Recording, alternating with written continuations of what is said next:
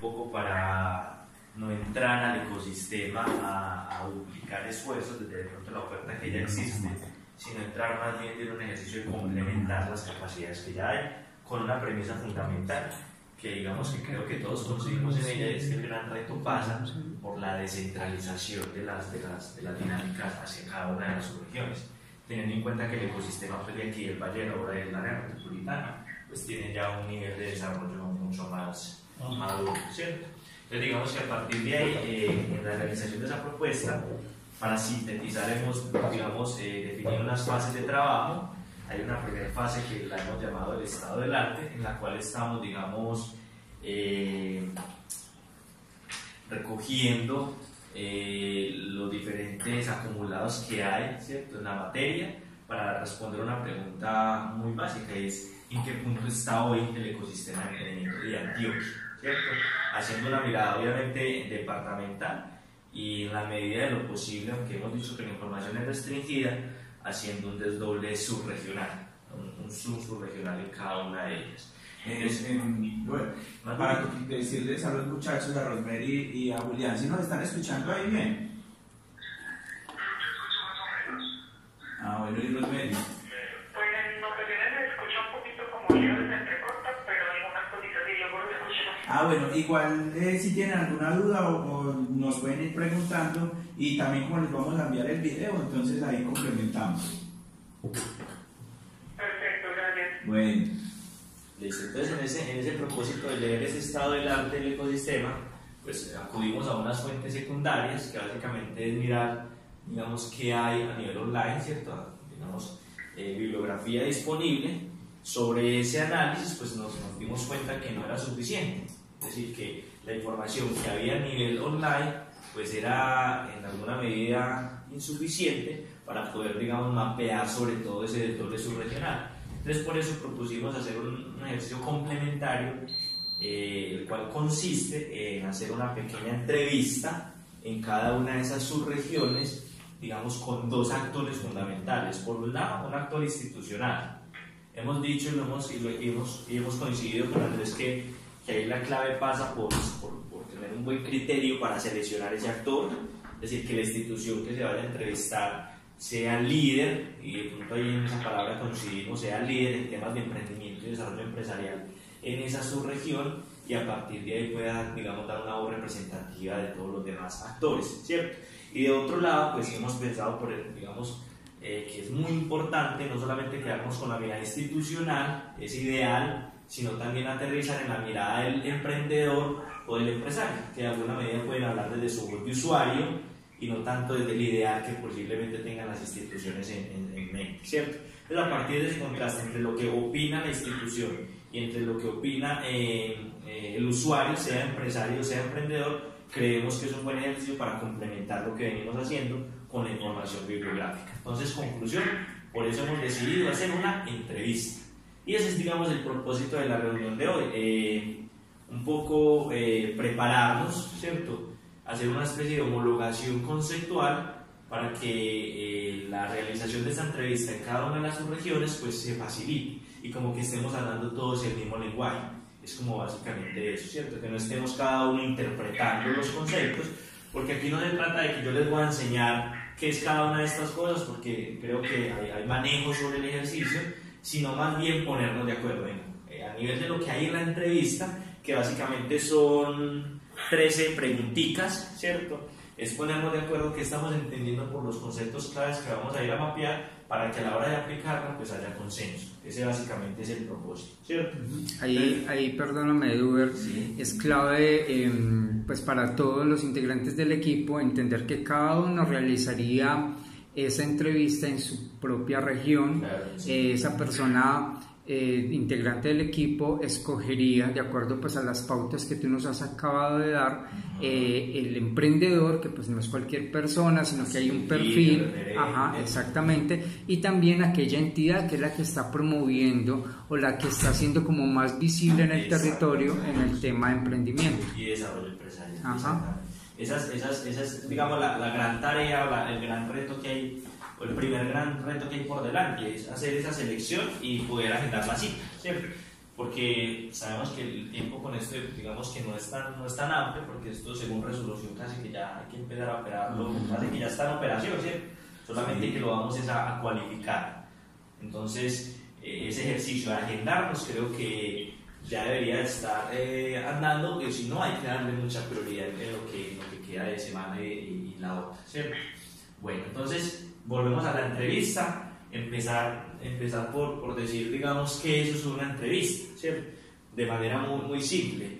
¿Por qué no se habla de encuesta? ¿Por qué no se habla de cuestionario? ¿Cierto? Porque lo que queremos hacer básicamente es no sesgar, no limitar la voz viva del actor, digamos, a partir de un ejercicio muy cerrado y muy rígido, sino permitirle que en sus palabras, que de una manera muy flexible, pues él nos entrega la información que estamos buscando, ¿cierto? Entonces, ahí quise traerles una definición sencillita, esta digamos que no es de Google, sino que es más lenguaje común, sí, ¿cierto? A ver si de pronto ahí nos ponemos de acuerdo, en que estábamos entendiendo por una entrevista, es un conversatorio, ¿cierto? Pero digamos que no es una conversación cualquiera. La diferencia de un conversatorio normal a un conversatorio del marco de una entrevista es que simplemente está orientado desde un objetivo, ¿cierto? Esa es como la gran diferencia. Vamos a conversar, pero tenemos un objetivo muy claro de la conversación que estamos sosteniendo. Entonces, al decir que es conversatorio, primera premisa, no se tiene que, la entrevista no se tiene que llevar a un plano de interrogatorio, no es yo interrogo, sino que efectivamente debo generar las condiciones para que esas dos personas o esos dos actores, tanto el que entrevista como el que está siendo entrevistado, pues fluyan de una manera muy natural, esa es la expresión, muy natural. Sí, lo que decíamos esta semana era que ellos no se sientan como que estén respondiendo un cuestionario y el que va a hacer la entrevista no como que lea puntual, sino que pueda como interiorizar esas preguntas y decirlo con palabras propias. Lo que Eduardo de pronto logra transmitir con lo que está diciendo es simplemente generar un espacio ameno, agradable, de conversación, y tranquilo para que la persona fluya en sus conceptos. Así es. Que no se sienta atacado, como periodista entre comillas, sino simplemente que alguien va a estar con él simplemente para establecer un diálogo y para que haya fluidez en ese diálogo. Exacto. Que no sea como una encuesta. Que no se sienta que estoy aludiendo a su capacidad, porque muchas veces se dice eso, es que me están como evaluando si sé o no sé, ¿cierto? No se trata de eso, es más como hacerle entender que somos actores y que estamos acá en beneficio colectivo del ecosistema, ¿cierto? Entonces esa es como la expresión. Por eso se habla de que siempre es un conversatorio, si pueden tener tintico, algo, o sea, hay que volverlo ameno, ¿cierto? Y lo que dice Andrés es muy importante, ¿eso de qué depende? De interiorizar lo que estamos indagando. Cuando yo digo interiorizar es, yo no puedo llegar a la entrevista a leerle la pregunta literal, porque mientras que le leo ya lo desconecté a él, ¿cierto?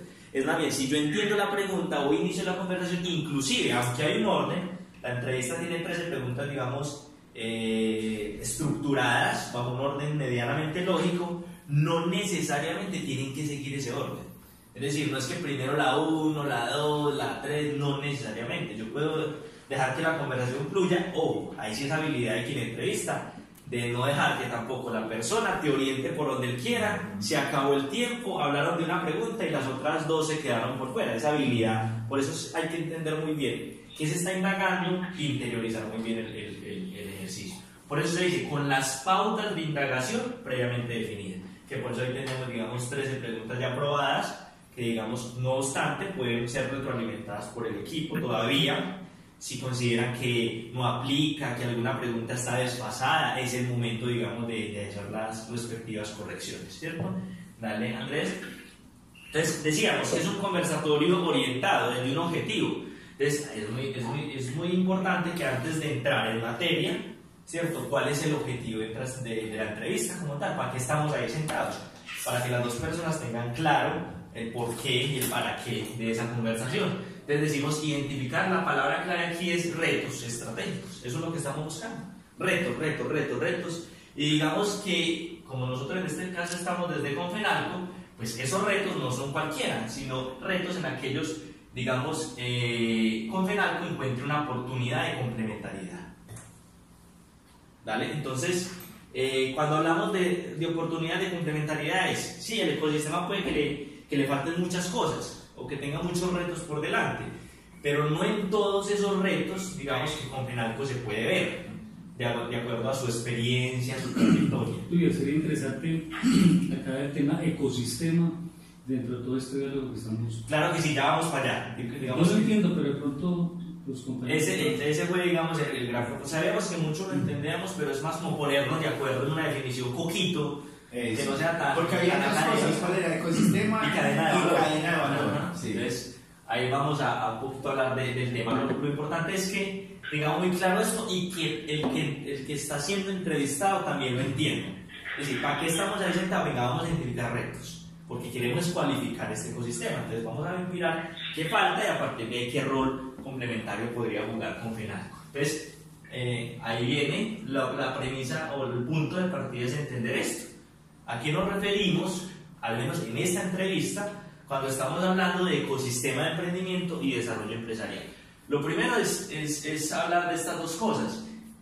No voy a empezar a referirme qué es emprendimiento, qué es desarrollo empresarial, pero sí decirles que se están trabajando juntas. Es decir, entendemos que son dinámicas diferenciadas, no es lo mismo el emprendimiento que el desarrollo empresarial, pero sí complementarias, no se pudieran separar, ¿cierto? Efectivamente, las tendencias muestran que inclusive hoy se está generando emprendimiento desde la misma empresa, tratando de reclutar los talentos e involucrarlos en la generación de startups o de empresas, pues, digamos, de rápido crecimiento. ¿Listo? Entonces, voy a permitirme, digamos, leerles un poco la definición y a partir de ahí resolver un poquito de las dudas. Ecosistema, entonces, conjunto de talentos, instituciones, empresas, startups, spin-off, que convergen en un territorio y orientan sus acciones hacia una apuesta colectiva de desarrollo. Una definición, digamos, sencilla, que estamos diciendo ahí, que son actores, es un ecosistema, son actores. ¿Qué característica tiene? Pues que convergen, es decir, que están ahí en un territorio próximo, de proximidad, y que efectivamente, lo más importante, orientan sus acciones coordinadas. Esta parte coordinada es muy importante, porque no es una suma, es decir, no es que porque estemos cerquita ya somos un ecosistema. Si no se da la coordinación, a partir del relacionamiento entre esos actores, no hay ecosistema, hay una suma de partes, ¿cierto? Hay una cantidad de actores ahí, más no habría un ecosistema. Y esto es lo que hace que efectivamente pueda darse esa orientación coordinada e integral, que hay una apuesta colectiva, o sea, que todos estamos, desde la autonomía y la interdependencia, estamos mirando hacia el mismo norte. Esa es, digamos, la premisa elemental ahí. Eso estamos entendiendo por ecosistema. No sé si de pronto tienen algo para aportar, hay alguna duda, podemos continuar con el siguiente concepto. No, está claro. Sí, es que de hecho ese tema de ecosistema lo hemos visto a principios de esta semana en otra charla. Entonces, cuando yo hice la pregunta, lo hacían más orientado a los compañeros. Listo, entonces, a partir de eso, hay una pregunta que van a ver ahí en la entrevista que habla de la articulación, ¿cierto? Digamos que cómo está articulado su ecosistema, las dinámicas regionales, nacionales, inclusive internacionales. Entonces me pareció importante, pues, hablar de eso. Cuando hablamos de articulación en el ecosistema, ¿qué estamos diciendo?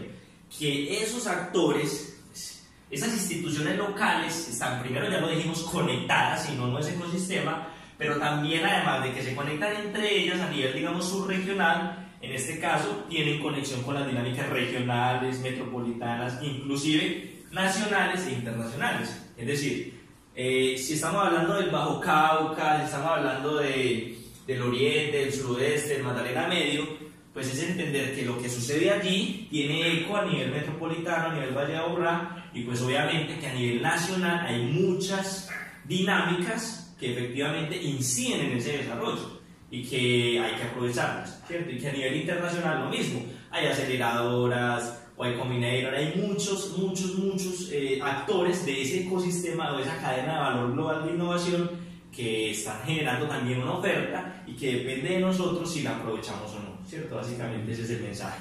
Y por otro lado, pues decir que se habla también de articulación, y esto es muy importante, cuando esas instituciones coordinan. La palabra clave es coordinación, ¿cierto? Su intervención, es decir, no actúan de manera desarticulada, aislada, sino que efectivamente coordinan para evitar esto, lo que hablábamos en algún momento, es la duplicidad de esfuerzos. Son varias instituciones haciendo lo mismo, casi que en detrimenio de los recursos pues, que se están invirtiendo, ¿cierto? Porque se vuelve como una competencia irracional, cuando pudiéramos más bien mirar desde la especialidad de cada institución dónde me debería yo focalizar para poder impactar en el ecosistema. Eso es básicamente.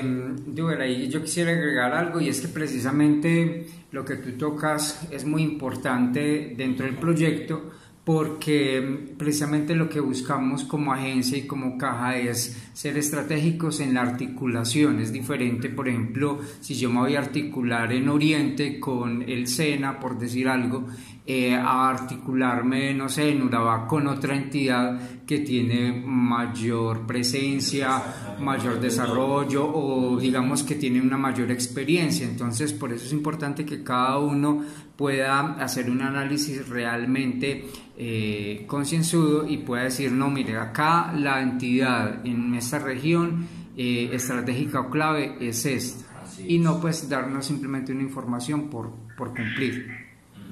Es bien interesante eso, entender que el mensaje concreto ahí es articularlos no solamente a las dinámicas subregionales, sino mirar para lo nacional y para lo internacional y coordinar los esfuerzos. Aquí no se trata de todos sumando esfuerzos, sino todos, digamos, coordinando y complementándolos entre sí, ¿cierto? Esa, digamos, es la expresión clave. Bueno, a partir de esa visión muy general, bueno, el ecosistema y la articulación en él, la indagación orientada pues propone que antes de hablar de lo que está pasando hoy, pues como que exploremos un poquito ese futuro, esos cambios que se vienen para el ecosistema mismo, ¿cierto? Entonces hemos hecho una pregunta con un concepto clave que es tendencia. Entonces por eso nos parece importante, bueno, pongámonos de acuerdo para efectos de esta entrevista qué vamos a entender por eso de tendencia. Y hemos dicho es una previsión de cambio que viene en el pasado y normalmente incidirá en el futuro, ¿cierto? Es básica. Previsión de cambio, pues cuando se antecede el pre es antes, ¿cierto? Previsión, yo me doy cuenta de algo antes, previsiono lo que va a pasar, no lo que está pasando, sino lo que va a pasar, pero con una característica, y es que como es tendencia normalmente ya viene de dónde? Del pasado, ¿cierto? Normalmente tiene trayectoria histórica. Algunas tendencias se quedan en el presente, ahí se mueren, otras tendencias sí tienen la capacidad de incidir fuertemente en ese futuro, ¿cierto? Entonces digamos que ese es el concepto básico de lo que es una tendencia. Para entenderlo más coloquial, podemos decir cambio. ¿Qué cambios visualiza usted? ¿Cierto? ¿Qué se viene? ¿Qué es lo que va a cambiar en este ecosistema? Para a partir de ahí tener una mirada mucho más amplia del ejercicio. Seguimos, mirada grande del ecosistema general. ¿Qué cambios visualiza usted? Y nos pareció interesante meter una preguntita con un concepto que es política pública, ¿cierto? Porque una de las cosas que vemos en el ecosistema es que hay una especie de discontinuidad en los planes de desarrollo, hay una dependencia muy marcada hacia ese recurso y por ende pues casi que cada 4 años hay que volver a rearmar un muñeco que posiblemente ya está armado, ¿cierto? Para hablar de una analogía. Entonces lo que estamos diciendo es política pública, es una directriz vinculante. ¿Por qué es vinculante? Porque trasciende el periodo actual de gobierno. Es decir, una política pública normalmente no está pensada para el corto plazo, sino que es un lineamiento, una directriz, que es una directriz, algo que orienta la acción, pero que normalmente está pensada para que trascienda el periodo actual de gobierno. Entonces, ejemplos, en los municipios hay acuerdos municipales, a nivel departamental hay ordenanzas, a nivel nacional hay COMPES, ¿cierto? Y así, digamos, por el estilo. Entonces ese básicamente es el tema de política pública. Insisto, ¿por qué es importante el tema de política pública? Porque básicamente es lo que le permite o lo que le da mucha sostenibilidad al ecosistema. Si el ecosistema no tiene políticas públicas, va a ser mucho más propenso a depender de las voluntades de turno, lo que lo hace muy sensible a riesgo político, ¿cierto? Para decirlo claramente. Sí, lo que generalmente se ve en los municipios, aunque acá tenemos una base normativa que es la ley 1780, que pues digamos que está sobre muchos intereses. Así es. Y que nosotros pues como agencia vamos a entrar a ejecutar y a manejar. Totalmente. Por eso igual le hacemos un enlace a política, porque no solamente es hablar de ellas, sino también de las normas. Porque sabemos que las leyes pues sí son leyes y hay casi que ni siquiera son vinculantes, sino de obligatorio, ¿cierto? Más allá de obligatorio su cumplimiento. Cadena de valor, entonces un poco acá, un poco reiterar la diferencia entre la primera que vimos por allá, que es la visión de ecosistema, ese conjunto de actores, ¿cierto?, que convergen en un espacio, para no confundirla con el tema de cadena de valor, desde lo que vamos a entender en esta entrevista. Yo siempre lo pongo ahí, digamos, porque tampoco es que esto sea la verdad absoluta. Cadena de valor lo vamos a entender como esa serie de etapas, ¿cierto? Etapas por las que normalmente transcurre un emprendimiento en su proceso de maduración. Yo no sé si esta sea la definición ideal, no estoy diciendo si el tema de preincubar, incubar, acelerar, ¿cierto? Sea las etapas ideales, sea lo que se esté manejando en el mundo, porque de hecho a nivel internacional se habla de otra cosa, ¿cierto? Se habla de activación, expansión, globalización, integración, como otras de etapas distintas. Lo que digo es que para efectos de lo que hoy entendemos acá en Antioquia es más o menos esto. Cadena de valor, una serie de etapas por las que transcurre el emprendimiento en su maduración.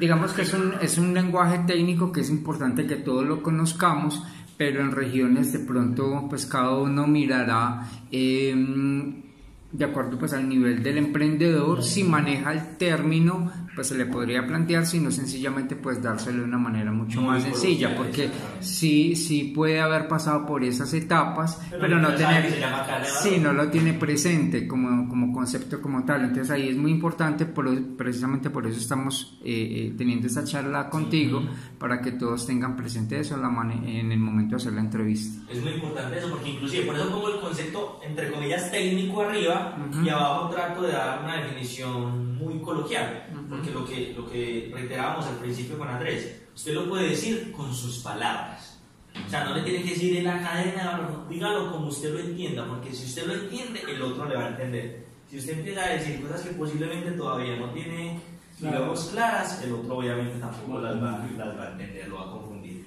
Ese, digamos, es más o menos el tema. Capacidades institucionales, entonces miren que esa es una especie de embudo que va desde lo general y va, digamos, adquiriendo una particularidad, y hemos dicho ecosistema, tendencias, políticas públicas que son muy generales, ¿cierto? Cadena de valor con esa serie de etapas, pero bueno, ¿quiénes son los actores que están incidiendo ahí? ¿Qué capacidades tenemos? Entonces, yo creo que con el tema de capacidad no hay mucho pues que decir, simplemente precisar, es el know-how, es decir, ¿qué saben hacer esas instituciones? ¿En qué se han especializado? No tanto por lo que dice su misión en el papel, sino por su experiencia, por su trayectoria. El ecosistema no se crea hoy no es día Génesis, ¿cierto? Lleva muchos años, lleva mucha trayectoria. Entonces, es más, qué conocimientos, qué sabiduría, qué experiencias han venido acumulando esos actores, ¿cierto?, para incidir en el desarrollo de ese ecosistema. Eso es básicamente lo que estamos entendiendo por capacidades, know-how, saber hacer, ¿cierto? Insisto, no tanto desde el discurso, sino desde la misma experiencia, de la misma dinámica que ha sucedido y la trayectoria que tiene en el ecosistema. Eso es capacidades institucionales. Dale, Andrés. Apuestas productivas territoriales. Aquí sí se arma un debate interesante, porque alrededor de esto, pues lo primero que hay que decir es que siempre se ha hablado de vocación.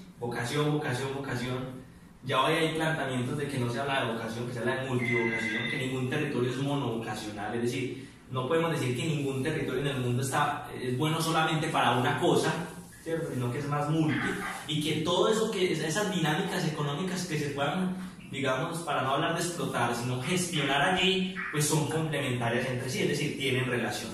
En caso concreto, el turismo se relaciona con la moda. Si hay turismo, hay tráfico y por ende hay demanda de ciertas cosas asociadas con la moda. Entonces, esos negocios, bajo también el enfoque de economías, digamos, circular, empiezan a ser muy complementarios. Entonces, ahí nos pareció interesante, y eso fue en consenso también con el equipo, indagar un poquito cuáles van a ser esas apuestas productivas a las que el territorio, al menos en teoría, le está apostando, ¿cierto? Porque como vamos nosotros a incentivar, a promocionar el emprendimiento y la empresa, pues eso no puede ser disparando para todos los lados, ¿cierto? Uno tiene que tener unos focos diferenciales para poder focalizar, valga la redundancia, esa intervención. Entonces, apuestas productivas, yo lo quise plantear en un término muy coloquial, de pronto puede ser un poco más profundo: negocios con atractivo de futuro y demanda, ¿cierto?, global, para los cuales el territorio cuenta con amplias ventajas competitivas. ¿Por qué decimos atractivo de futuro y demanda global, porque normalmente si vamos a hablar de apuesta productiva para un negocio de autoconsumo, eso no es una apuesta, o sea, eso es necesario. Las empanadas no son malas ni buenas, son necesarias en el territorio, ¿cierto? El territorio las produce y se las consume, autoconsumo. Pero cuando vamos a apostarle a algo, ¿cierto? Desde el punto de vista estratégico, es porque efectivamente eso tiene una característica de sostenibilidad y por ende, pues decimos, tiene atractivo de futuro, es decir, son actividades económicas, son negocios que efectivamente están movilizados por una tendencia y no solamente van a funcionar hoy, sino que tienen capacidad de sostenerse en mucho tiempo. Y lo más importante, hay demanda. Si hay demanda, hay plata, hay sostenibilidad. Y esa demanda, mire lo que le ponemos, un adjetivo, ¿cierto? Global. No es meramente el autoconsumo, es pensando más en articularnos a lo que también se ha llamado cadenas de valor global, que son, digamos, son esos negocios mirados desde el ámbito más internacional. Y aquí viene lo interesante, para los cuales el territorio cuenta con amplias ventajas competitivas. Es decir, no es decir que aquí tenemos la inteligencia artificial, la robótica, el machine learning, que son, digamos, tendencias de la cuarta revolución. No, vamos a focalizarnos en eso. Cuando el territorio todavía, a ver los talentos, a ver las instituciones que están formando en eso, a ver las primeras empresas que ya estén produciendo en eso. Entonces, digamos que no es simplemente por moda, es también, mira, de eso que se contiene atractivo de futuro, yo como territorio, ¿para qué soy bueno? ¿Cierto? De mis ventajas competitivas. ¿Qué es eso de ventajas competitivas? Un cantante nace con voz, pues normalmente, es talento. A eso se le llama ventaja comparativa, es casi que congénito a la persona en ese caso o al territorio. El clima, la ubicación, la morfología del territorio, todo eso son ventajas que son, digamos, naturales y biológicas al territorio. Dale. Apoyos financieros y no financieros, miren cómo vamos bajando, ¿cierto? Entonces ya hemos partido de esas capacidades, llegamos a hablar de a qué le vamos a apuntar, pero también hay que mirar, bueno, cómo nos están apoyando. Y ese apoyo, pues, valga aquí la aclaración, lo dividimos así, o lo diferenciamos así, para que evitar ese sesgo de que apoyo solamente es plata, ¿cierto? Entonces, para reiterar eso, pero básicamente son programas, proyectos o instrumentos de intervención que conforman la oferta disponible para esos usuarios. Es básicamente, desde un lenguaje muy sencillo, eso. Yo no sé si aquí quepa, digamos, otro concepto, pero normalmente un apoyo o se materializa en programa, o en algún proyecto, o en algún instrumento específico con el cual están interviniendo directamente el territorio, ¿cierto? O el ecosistema. Eso es como el apoyo, ahí no hay mucho que profundizar. Y lo otro que nos pareció muy interesante en el ejercicio que inclusive Andrés lo aportaba, no sé, los dos lo mencionaban, y era que también para leer esto, pues no solamente íbamos a hablar de empresa y ya, sino que esa empresa hay que contextualizarla de lo que estaba pasando en el Bajo Cauca, o lo que está pasando en uno de los municipios del Bajo Cauca, ¿cierto? Porque pues, hay una relación indisoluble entre la empresa y el territorio. Si una empresa se desconecta del territorio, es un ser inerte. O sea, pierde vida como tal. Todo lo que pasa a nivel político, a nivel económico, a nivel social, a nivel tecnológico, legal, ambiental y infraestructura tiene incidencia dentro de esa dinámica. Entonces, ¿qué queremos también saber ahí? Alguna, lo que preguntaba Andrés la otra vez, alguna mega obra, alguna vía de las que hoy por hoy están transitando hacia la prosperidad, algún proyecto estratégico. ¿Cuál va a ser el cambio que va a traer? Claro, eso coincide en el ecosistema. Pero no solamente pensado desde la infraestructura, por eso hago la aclaración, hay fenómenos de otro orden que también son interesantes. Si hay un tema social o de seguridad, o cierto, son muchas las dinámicas. No vamos tampoco a hacer un ejercicio, pues, sino lo que el actor vea como que sobresale, para nosotros entrar a mirar ahí cómo se da esa incidencia. Ya, dale, son dinámicas territoriales. Y por último, recuerden que el gran objetivo de esto era buscar ¿qué? Retos, ¿cierto? Buscar retos para mirar dónde nosotros como Confinalco tenemos oportunidades. Entonces, ¿qué vamos a entender por reto? Una oportunidad, ¿cierto? Eso es una oportunidad, lo que pasa es que no es cualquier oportunidad, es una oportunidad que emerge del contraste entre una apuesta del futuro y una situación actual. Eso es un reto, porque si es una oportunidad de cambiar la inercia, eso se da solo. El reto básicamente lo que dice es, venga, ¿cuál es esa imagen de futuro? ¿Cómo usted está hoy? Cuando yo contrasto esas dos cosas que encuentro, una brecha, y yo sobre esa brecha puedo hacer cosas. Esos son los retos estratégicos que yo como ecosistema quiero identificar. ¿Dónde están esas brechas para mirar yo con Fenalco que pudiera entrar aportarle a ese ecosistema. Sí, ahí lo que queremos visualizar es los emprendedores que están viendo en su región, que están visualizando, que están proyectando. No tiene que ser algo muy global, puede ser desde su punto de su mismo negocio, pero sí que se está visualizando, porque obviamente no queremos basarnos solamente en lo que se ve en Medellín o en Valle de Aburrá, sino que conocer la perspectiva que tienen las personas desde su región. Ese es muy importante y lo dijimos al principio. Una de las cosas fundamentales que está marcando este ejercicio es la descentralización del ecosistema de las subregiones. Porque si vamos a hablar de lo que pasa aquí en el Valle de la Aburrá, hay un nivel de maduración que a uno nos gusta, a otros no, que hayan cosas por mejorar, está claro, pero el gran reto está allá, ¿cierto? De mirar cómo nos desdoblamos de una manera pertinente y empezamos a incentivar eso con mayor impacto. Ya, ese es, digamos, el ejercicio cortico de homologación conceptual. No sé si de pronto hay alguna duda, los compañeros que de pronto están conectados, o ustedes de pronto alguna cosa que queramos reiterar o aclarar. Rosmi o Julián. No. ¿Sí?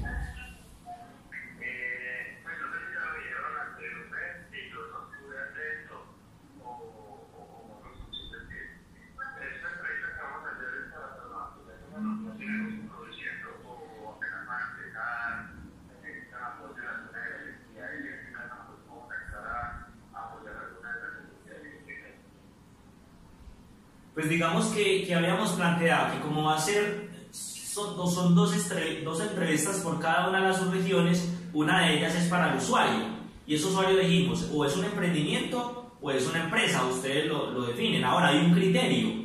¿Cuál era el criterio? Uno, que sea un emprendedor, un empresario líder, referente, y pues que mínimamente haya pasado por el ecosistema, o sea, que conozca algo del ecosistema. Porque si efectivamente está totalmente desarticulado, pues no va a tener cómo, digamos, opinar muchas de las cosas que estamos planteando. Aunque, desde otro punto de vista, uno pudiera decir, si hay un empresario consolidado, que le va bien y no está articulado al ecosistema, también eso deja mucho entrever, también podría ser interesante. Interesante cómo llegó allá sin ningún apoyo. Claro, y por qué no está articulado, qué no encuentra pues allá realmente que no le genera ese atractivo para ir a buscar. Entonces digamos que más allá de todo, el criterio es, yo diría, un empresario o un emprendedor referente, líder, que de pronto tenga algún recorrido importante, recorrido, que conozca el territorio.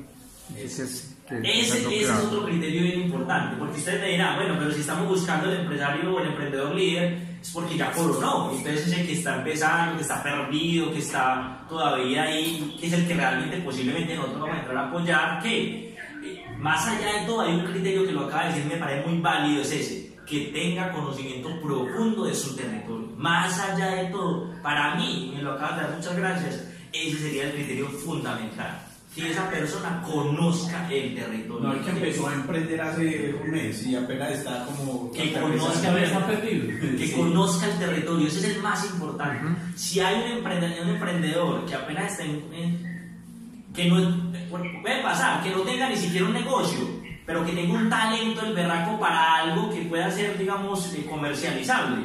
Y si conoce profundamente el territorio, sería objeto de análisis, ¿cierto? Insisto, lo más importante es conocimiento profundo del territorio, digamos, recogiendo ese buen criterio que nos da el compañero. Sí, yo lo menciono es porque, por ejemplo, en algunos municipios a veces llega alguien de afuera, alguien que viene de Medellín, montó el negocio, le está yendo bien, la gente, es el negocio de moda, entonces la gente dice, escojamos a este, pero resulta que el man llegó con su capital y no conoce nada, o conoce solamente las cuadras a su alrededor del negocio y ya.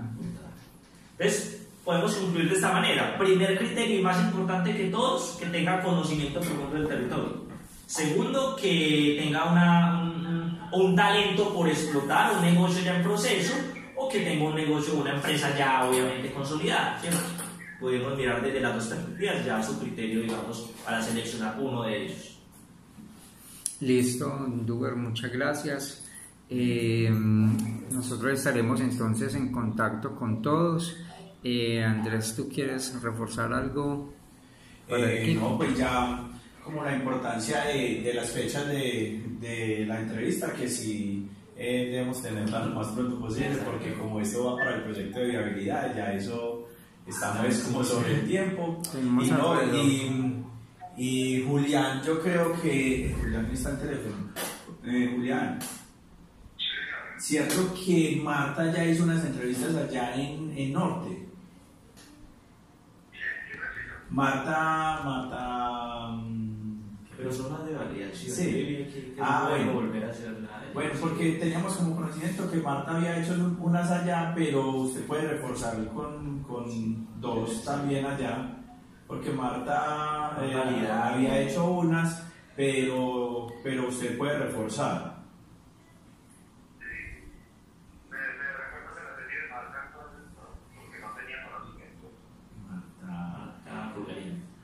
Marta Pulgarí, la que nos apoyó hace 2 años con el informe de dinámica laboral. Sí, que ella. Pero igual, no, entonces igual dejemos, igual hace las dos. De todas maneras, si él tiene una empresa que ya sea como referente, de acuerdo a lo que ha hablado Duber esta mañana, pues pienso que también es válido, porque pues como asesor empresarial conoce mucho más de cerca cómo está el medio. Ese es el mensaje que yo le haría. Creo que es muy importante que no parta de lo que hizo Marta, eso será un valor agregado. Parta como si no se hubiera hecho, como si él lo fuera a hacer, porque creo que es muy interesante la visión de... Habíamos hablado para fecha de entrega de esta entrevista, la fecha de entrega de para el 20 de febrero. Creo que lo habíamos puesto así. Sí. 20 de febrero. Y algo importante que habíamos acordado en la reunión es grabar la entrevista. Eso es muy importante, muy importante. Todas las entrevistas, pues en la medida que sea un caso excepcional, pedir el permiso, pero todas las entrevistas deben ser grabadas mínimo en audio. En audio, sí, por lo menos en audio. Mínimo en audio, eso sí es un favor muy especial que les pedimos para poder facilitar el procesamiento, ¿cierto? Para poder coger toda esa esencia de lo que se dijo. Bueno, otra cosita, se les va a enviar por correo la presentación, se les va a enviar las 13 preguntitas que orientan el conversatorio. Ya las compartí por el WhatsApp, pero sí también pues se mandan por las pueden volver a leer, insisto, ahí de pronto están formuladas, muy técnicas, ya de pronto con esta homologación pueden, y si hay alguna duda, dividirlas, porque digamos que en un encuentro, claro que hay empresarios con mucho recorrido que perfectamente podrían establecer un conversatorio con preguntas técnicas, me podrían recorrido. Pero yo diría que de acuerdo a quien tengamos enfrente, pues eso es muy importante. Hombre, ese tipo es muy técnico, de forma técnica, pero él no maneja tanto eso, entonces tratemos de hablar en el lenguaje de él para que fluya la conversación mucho más fácil, mucho más ameno. Muchas gracias por ella, fue muy importante ponerme en el lugar del otro, o sea, para poder que esa comunicación sea más. No sé si consideran Andrés un simulacro, no es necesario. Yo creía que no es necesario porque igual ya eso la explicación es fue muy amplia y cada uno le daría pues como su toque personal, al menos que alguno pues realmente necesite. Andrés y yo estamos a disposición de colaborar. Si alguno en alguna entrevista que tenga dice, qué rico que me acompañara Uber para vía Skype, me dicen el día, la hora, y yo trato de estar conectado para apoyar, para, digamos, asistir. Si quieres, déjales de una vez tu usuario de Skype. Mi usuario de Skype es duver.sierra, DUVERT.SIERA. Igual ahorita, si quieres, lo enviamos por WhatsApp. O cualquier duda que tengan en este proceso de leerlas, de digerirlas, pues estamos a cualquiera. Yo creo que el equipo está al servicio para resolver inquietudes. Listo, Duber, muchas gracias por tu colaboración, por este tiempo, y bueno, ya el material entonces les diremos cómo lo vamos a publicar. Entonces a las citas, esa es la gran tarea. Muchas gracias. Para eso hay unos tiempos todavía. Sí, para el 20 de febrero hay que tener las entrevistas. Vamos por allá. Hola.